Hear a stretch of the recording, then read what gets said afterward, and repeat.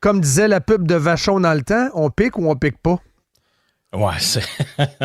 Ben, écoute, c'est que la raison pour laquelle je veux en parler, c'est plus ou moins pour parler de ce... Je pense que tu viens de tuer... Il était bon, les gâteaux. Ouais, ça ressemblait à un paquet de cartes, mais en tout cas. Ça, c'était dans ta tête. Là. Ça ressemblait à un paquet de cartes, mais ça, c'était dans ta tête. Ouais, c'est ça. Wow. Mais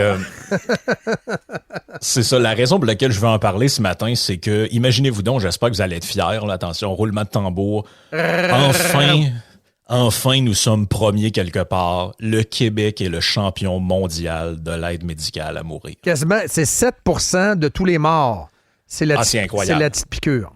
C'est incroyable. Écoutez, il y a eu quand même quelques articles là-dessus.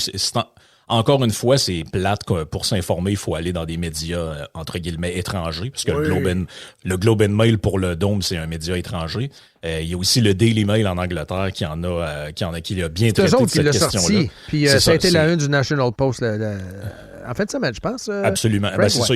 Il y a eu un texte de la presse de Stéphanie Gramont là-dessus qui est pas mauvais non plus. Là. Et elle, d'ailleurs, elle nous dit que cette tendance-là va s'accentuer parce que d'ici un an, quelque chose comme 15 ou 16 mois, on va ajouter aux critères d'admissibilité des maladies neurodégénératives comme l'Alzheimer, par exemple. Donc, on va être encore... on va grimper dans le classement, là, donc on va être numéro 1, mais un peu comme Trump, là, absolument de manière incontestée. Et là, on nous apprend dans cet article-là que tu as des endroits comme l'Oregon, où ça fait 25 ans que cette pratique-là existe, qui en font 10 fois moins que nous. Et là, c'est là-dessus que je veux attirer votre attention, parce que je ne sais pas pourquoi il y a jamais trop eu de débat sur l'élargissement de cette pratique-là, mais les Québécois semblent d'accord. Il y a eu des sondages de fait, et 86 ou 87% des gens disent « Ouais, c'est bien correct. » là. Quand les gens disent que c'est assez, bing bang la piqûre, puis c'est terminé. Sauf que il y a quand même une réflexion à avoir là-dessus sur les débordements que peuvent avoir ce genre de pratiques-là.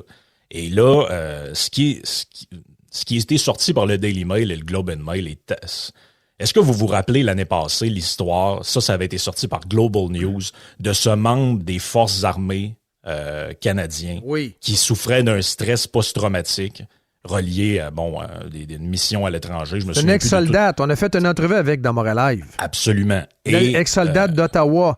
Elle était en dépression, ça filait pas pantoute. Elle appelle à son ministère. Son ministère, il dit il y a l'aide médicale à mourir aussi, fille. Là. Absolument. Et ça avait été confirmé par les anciens combattants, l'Association des anciens combattants. Et dans le Globe and Mail, voici ce qu'on nous raconte. On nous raconte l'histoire de Caitlin Mentler. Elle a 37 ans, cette femme-là. Donc, quand même une femme, dans la fleur de l'âge. Là. Elle n'est pas à bout d'âge. Elle s'est rendue à un hôpital de la région de Vancouver parce qu'elle avait des idées noires, pensées suicidaires, etc. Et qu'est-ce que s'est fait dire là-bas? Il y a un médecin qui a demandé, il dit, est-ce que vous avez envisagé, en anglais, maid? Et là, elle dit, pourquoi est-ce qu'il me parle d'une femme de ménage? Tu sais, c'est vraiment écrit ça dans l'article. Elle dit, je pensais au début qu'il me suggérait de me prendre une femme de ménage. Je pensais que j'étais débordé. Il dit, non, maid, medical assistance in dying, donc l'aide médicale à mourir. Et là, écoutez, il y a vraiment c'est vraiment arrivé pour vrai, cette histoire-là, à moins que le Globe and Mail ait totalement inventé le truc, mais je penserais pas, là. Et le médecin lui a carrément dit, écoutez, madame, le système de santé, il est brisé. Ça va prendre des mois avant que je puisse vous faire voir un psychiatre. Avez-vous pensé à mettre fin à vos jours? Et ça a été confirmé par le Vancouver Hospital, qui a dit que, ouais, mais on fait ça à cette heure, c'est juste pour évaluer le risque. Tu sais, dans le fond, si les personnes répondent oui, c'est qu'on sait qu'ils sont vraiment désespérés. Fait que là, on va pouvoir mieux les aider. Écoutez, vous voyez que si on est en plein délire, hein. On nous parle aussi d'une autre femme. Elle est dans la région de Toronto. Lisa Pauli, 47 ans, est aux prises avec des problèmes d'anorexie. Donc, un trouble alimentaire quand même assez bien connu. Ça fait des décennies qu'elle a ça. Et le médecin, il dit, écoute, normalement, je devrais te faire voir je sais pas, moi, une psychologue, travailleuse sociale, tout ça, mais on n'en a pas. Le système est brisé. As-tu déjà pensé à avoir l'injection létale? Ça, c'est écrit dans... Tout ce que je vous raconte là, c'est écrit dans les articles dont j'ai parlé au début, là. Je sais pas si vous... Et là, c'est mon point, et je pense qu'il est important matin, là, c'est que il y avait un article en fin de semaine, et je fais le lien entre deux nouvelles, dans TVA Nouvelles, qui nous dit la confiance des Canadiens envers le système de santé s'effrite. Et on nous dit que avant 2015, là, il y avait en 2015, la dernière fois que ça avait été sondé, il y avait grosso modo 50% des Canadiens qui disaient « Ah, il est bien correct », 50% qui disaient « Ouais, so-so ». On est maintenant à moins de 25% des Canadiens qui disent que le système de santé fonctionne. Donc, moi, mon point est le suivant. Si cette pratique-là est en augmentation à la grandeur du Canada et qu'il y a des gens qui arrivent à l'hôpital et qui souscrivent à ce genre de recommandations-là, est-ce de leur plein gré? Parce que le débat, c'est souvent comme ça que c'est amené. On dit, les gens, ils sont libres de choisir ce qu'ils veulent. Si t'es malade, t'es souffrant, tu devrais pouvoir décider quand est-ce que ça s'arrête. Ouais, mais est-ce que cette décision-là est prise par faute d'avoir les soins nécessaires? Je suis désolé, là, l'anorexie ou avoir des idées sombres, là, ça nécessite pas d'avoir une injection létale. Ça nécessite d'être soigné, d'avoir un traitement, d'avoir un psychiatre, un psychologue, une travailleuse sociale. Ça nécessite pas de dire assis-toi, on va arrêter ça, là. Donc, est-ce que des gens prennent ces décisions-là qui sont irréversibles? C'est irréversible, là. Est-ce que ces gens-là prennent des décisions de ce type parce qu'ils craignent ou ils savent qu'ils n'auront pas de soins? C'est même dit par les médecins. Écoute, les 2 médecins, dans les 2 cas présentés dans l'article, disent « Écoute, système de santé est brisé, on voudrait bien faire voir un psychologue, mais il n'y en a pas. » Je sais pas si vous réalisez, moi, parce qu'on nous présente ces trucs-là en disant « Hey, c'est donc bien, on est un leader mondial. » Ben, je sais pas. Moi, j'aimerais ça être leader mondial dans autre chose. Je sais pas pour vous autres, là. Il me semble que c'est pas un endroit que j'aurais envie de me démarquer tant que ça. De savoir que l'an dernier, il y a à peu près 5000 personnes. Comme tu l'as dit au début, c'est 7 à 8% de tous les décès qui sont reliés à ça au Québec. On parle d'à peu près 5000 personnes. Est-ce que quelqu'un à la CAQ a été outré? Est-ce qu'il y a Dubé qui est sorti ou Mme Sonia Bélanger, la ministre des Aînés? Donne-moi le nom du média où ils ont fait une sortie pour dire « Mais ça n'a pas de bon sens. Quel record minable. On a honte.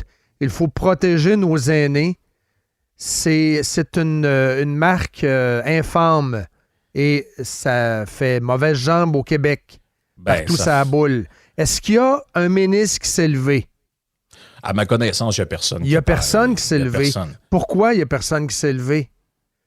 C'est parce que c'est Sonia Bélanger qui a déposé la loi 11 qui permet de demander à l'avance l'aide au suicide, assisted dying, l'aide à mourir. Tu peux demander, selon la loi, l'aide à mourir 24 mois d'avance. T'écris ton nom. Moi, je pense que j'ai un début d'Alzheimer ou je file pas, je crains que mes capacités neurologiques se détériorent. OK, parfait, on va t'écrire, puis tu peux t'inscrire 24 mois à l'avance. C'est unique, ça. Oui, puis... Pourquoi on valorise tant ça? Ben, puis écoute, garde 2 choses rapidement. Dans l'article du Daily Mail, on nous parle d'une lettre qui a été envoyée par le ministère de la Santé aux médecins qui sont susceptibles de se faire demander ça, de ce que je comprends. Oui. Et c'est un genre de rappel à l'ordre, là, cette lettre-là. Dessus, dans la lettre, on parle d'une zone de vigilance. Et on rappelle aux médecins, écoutez, il faut qu'on rappelle les consignes. C'est pour des maladies graves et incurables. Et l'âge ne constitue pas un critère. Donc, être vieux, c'est pas un critère pour se faire euthanasier. Là. C'est la réalité, c'est elle, selon la loi du Québec. Puis encore là, je fais pas de jugement de valeur. C'est pas à moi de décider si les gens, quand est-ce qu'ils partent ou quand est-ce qu'ils partent pas. Je vous dis les faits qui sont rapportés là-dedans. Et dans l'article, c'est bien écrit là, qu'il y a à peu près une quinzaine de cas documentés. Exact. Qui ne sont pas réglementaires du tout. Là, que quand ça a été analysé par le ministère... Ils ont été piqués sur un coin de table. Ben, c'est un peu ça qu'on comprend. Ben oui. C'est un peu ça Ils qu'on ont fait de comprend. la napkin. Ils ont fait de la napkin. C'est des morts napkiniennes qui ne correspondent pas. C'est grave en maudit, là. Et la hausse, moi, c'est la hausse qui me fait capoter. Là. Écoutez, là, le taux d'aide médicale à mourir entre 2021 et aujourd'hui a bondi de 55 %. 55 %. C'est immense. Là. Et l'autre point là-dedans, je pense qu'il est important de réfléchir, c'est que quand il y a eu ce débat-là, on remonte à 2013-2014 à peu près, oui. Moi, je le suivais de près. Avec la madame du PQ qui a une voix chevrotante. Là. Véronique Yvon. Oui. Moi, je suivais le débat assez proche à l'époque parce que j'étais dans mes études en philo, j'avais un prof qui intervenait sur la commission, etc. Et lui, il faisait partie des gens qui étaient contre cette pratique-là parce qu'il disait, son point était assez simple, il disait, c'est un peu comme la légalisation des drogues, par exemple, c'est que tu mets un pied dans la porte, puis après, tu sais jamais où ça va arrêter. Et à l'époque, les gens qui étaient pour disaient, ouais, là, ces arguments-là de la pente glissante, là, c'est de la démagogie. Ne vous inquiétez pas, ça va être que pour mettre fin aux souffrances des gens qui sont condamnés, qu'il leur reste quelques semaines, quelques jours et qu'on veut abréger leurs souffrances. Mais vous voyez qu'il y a une genre de dérape, là, et ça a été le même débat lorsqu'il y a eu la légalisation du cannabis au Canada. Ceux qui étaient contre, je me rappelle très bien, c'était quoi leurs arguments? Ils disaient, écoutez, aujourd'hui c'est le cannabis, puis demain, il va y avoir des discussions pour autre chose. Et là, on disait, hey, arrêtez là, de délirer, Ce qui est tout à fait vrai, c'est aucunement un délire. La semaine passée, la presse nous racontait la construction d'un centre d'inhalation pour le crack. Les fumeurs de crack vont être logés nourris à Montréal. Pas une invention, cette affaire-là. Là. Mais ça a commencé avec le centre d'injection supervisé il y a plus d'une dizaine d'années, entre autres, ici à Québec. Absolument. Et t'as aujourd'hui, c'est plus lui, mais à l'époque, tu avais le Dr Arruda et la Dr Tam qui, les deux, prônaient la légalisation de toutes les drogues au Canada. Là. Et là, puis on s'en fout là, de mon opinion personnelle là-dessus. C'est pas ça qui est important. Le point, c'est de dire, vous voyez que quand vous mettez le pied dans une porte, si on n'a pas des discussions, c'est pas à prendre avec le revers de la main. C'est pas une game de hockey là, dont on est en train de parler. On parle d'euthanasie pour les personnes atteintes de troubles mentaux. Ben oui, on parle d'euthanasie pour écoutez, l'anorexie puis les idées noires. Moi, si vous voulez aller là, grand bien vous fasse, mais vous m'aurez pas comme compagnon de route. Là. C'est pas vrai que quelqu'un qui a des troubles alimentaires puis qui a besoin d'aide, c'est raisonnable. Puis l'autre affaire là-dedans, c'est le risque qu'il y a aussi, c'est d'utiliser c'est que dans le fond, c'est que c'est du délestage par euthanasie. Là. Oui. Donc, c'est ça la réalité. Donc, là. Le gouvernement, il trouverait-il son compte? Donc, est-ce à dire aussi, je veux parler des familles aussi, Frank. Mon oncle Tancred, ouais, ça fait 4 ans qu'on va le voir, sacrifice, là. Ça vient long, là, on va faire rotation, puis on est tanné. Ah, regarde, il y a un médecin qui va nous donner un petit piqûre, il veut nous offrir ça, il veut nous en parler. Tu viens-tu à la rencontre? Ouais, on va y aller. Ouais, c'est bon ça, on va y aller avec la piqûre. On va y aller avec la piqûre. Les familles ne sont pas outrées, outre mesure. Il y a des familles qui, tristement parlant, sont très contentes de se débarrasser de mon oncle Tancred. Ça fait 3-4 ans là, qu'ils font la rotation pour aller au CHSLD le voir. Bien, le grand-papa, il est totalement fraisé. Il ne reconnaît pas et tout ça. Ouais, ça ferait bien, hein? Dans le fond, il ne peut pas récupérer. Bon voyage. Et le gouvernement, il trouve son compte aussi. Ben oui, c'est eux autres qui ont déposé la loi. Tout le monde, hypocritement, il trouve un peu son compte. Ben oui, là-dedans. À chaque fois qu'il y a une discussion pour élargir cette pratique-là, il y en a qui viennent, puis l'élastique, ils veulent l'élargir pas mal. Je vous ramène en terminant peut-être sur ce point-là. Là. Regardez une chronique qui a été publiée dans le Radio-Canada le 11 octobre 2022, au moment où il y avait les discussions là-dessus. Oui. C'est un article qui s'appelle « Doit-on élargir l'aide médicale à mourir à des enfants de moins d'1 an? » Le Collège des médecins du Québec est favorable à l'élargissement de l'aide médicale à mourir à certains bébés de moins d'1 an, une position connue depuis décembre 2021. Et là, on nous parle du docteur Louis Roy, qui, lui, fait la promotion de ça. Là. Écoutez, un bébé qui naît avec certaines malformations ou, mettons, qu'on dit qu'il va avoir des problèmes graves plus tard, ben on devrait le tuer, en fait. Là. Moi, ça me fait peur un peu la désinvolture avec laquelle c'est amené, ces trucs-là. Tout à fait. Je suis désolé, là, mais c'est pas du tout un débat léger à avoir sur le coin d'une table. Ouais, on met tout ça pour les enfants ou juste le monde dépressif. Écoutez, c'est grave, là. Tout ça a commencé avec une conversation sur mon oncle Tancred qui a un cancer incurable. Ça a commencé de même. C'est comme ça que ça a commencé. Et là, tu avais un débat. Ouais, mais là, on devrait peut-être améliorer les soins palliatifs. Oui, c'est ça. Là, finalement, toutes les maisons de soins palliatifs au Québec sont forcées d'offrir l'aide médicale à mourir. Il y en a des maisons qui n'étaient pas pour ça. On y va davantage avec le soulagement de la douleur, ce qu'on appelle les soins de confort. Mais là, maintenant, ils sont obligés de l'offrir. Oui, puis tu sais, je pense que le débat n'est pas genre êtes-vous pour, êtes-vous contre. Ça, c'est la version facile. C'est comme avec l'avortement. La réalité, c'est jamais ça le débat. Le débat, c'est comment est-ce qu'on gère ce type d'affaires-là? Est-ce qu'on prend ça à la légère ou est-ce qu'on prend ça de manière désinvolte? Là? Le ministre des anciens combattants n'a pas été très outré. La ministre, Mme Annan, dans le temps de la Défense, n'a pas été très outrée quand elle a entendu cette histoire-là, qui est vraie, de l'ex-soldat qui se fait dire d'aller se suicider parce qu'il avait des problèmes psychiatriques. Ça dit quoi, ça? Ça dit quoi, ça? Ça dit qu'il y en a qui tirent avantage de ça. Il n'y a personne qui est outré, là. Ce chiffre-là, publié dans la presse anglaise et par la suite reproduit à la une du National Post, Dubé n'est pas sorti, Legault n'est pas sorti, Sonia Bélanger n'est pas sorti. Qu'est-ce que ça dit? Ça dit d'autant, ça pointe encore plus l'hypocrisie, j'en parle souvent de ce thème-là, mais l'hypocrisie nationale de notre société. Là, des déclarations ridicules de Fitzgibbon font plus jaser que ça. Oui, mais le point est le suivant, c'est que on n'a absolument aucune réaction quand on voit ce genre de chiffres-là, ça dérange personne. Il y a un texte dans la presse, puis le reste, c'est tout. Mais par contre, quand il y avait une pandémie, il fallait tous s'enfermer pour être bien sûr de sauver grand moment. Oui. Vous voyez pas qu'il y a quelque chose qui marche pas là-dedans? Ben non, il y a quelque chose qui marche pas, certain. Ça n'a aucun sens, cette affaire-là.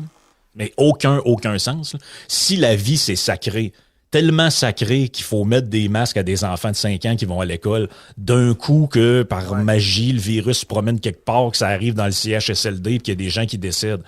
Comment est-ce que vous pouvez accepter qu'on fasse ça, puis qu'un an après, on s'aperçoive qu'il y a des hausses fulgurantes de gens, il y en a même qui sont piqués, puis on sait pas trop si c'était d'un homme ou pas, mais ça dérange personne. Ça n'a pas l'air à déranger personne. Les Québécois sont pour à 80 quelques %, ça a l'air. L'autre incongruité, pour finir, c'est mon corps, mon choix.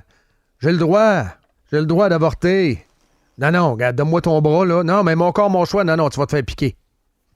Il y a ça aussi, là, l'incongruité, là, quand tu parles d'incohérence. Là. Ben oui, puis c'est important parce que les gens disent « Ah, mais ils exagèrent. » Non, mais c'est parce que à la base, ce truc-là a été pensé pour quelqu'un qui peut choisir librement quand il a toute sa tête. Mais vous comprenez que quelqu'un qui est en période de détresse psychologique grave, n'est pas assez lucide pour choisir. Suicidaire, il n'y a pas les... Écoute, t'es en train de penser que tu vas te garocher en bas d'un pont. Vous voyez bien qu'il n'y a pas les idées claires. Hein? Non, c'est très, très, très grave. À mon avis, c'est le sujet numéro 1 au Québec.